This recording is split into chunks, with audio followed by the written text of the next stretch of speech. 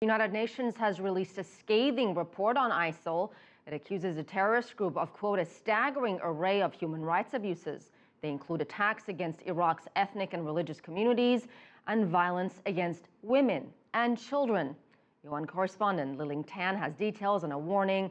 You may find some of the images hard to watch.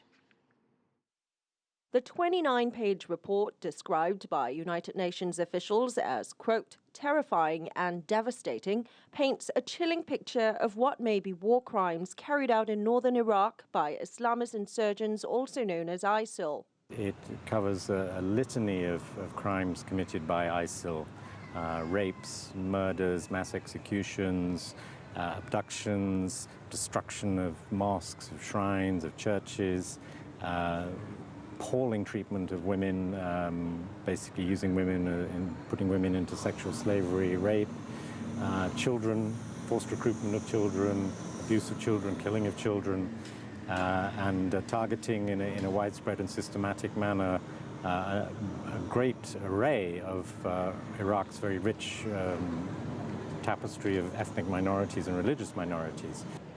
The joint report by the UN Human Rights Office and the UN Assistance Mission for Iraq, UNAMI, covers a 9-week period from July to September of this year and is based on interviews with nearly 500 internally displaced witnesses.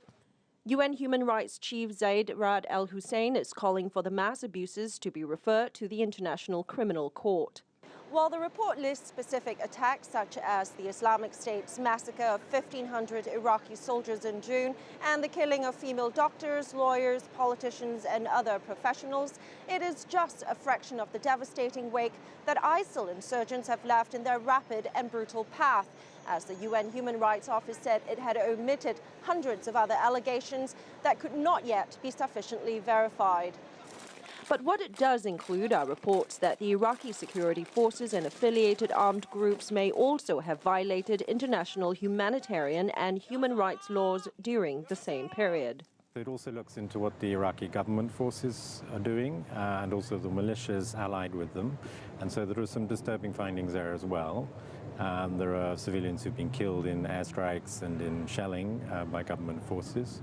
This latest UN report says more than 9,000 civilians have been killed and at least 17,000 wounded so far this year, more than half of them since ISIL's massive advance in northern Iraq began in June. Liling, CCTV, New York.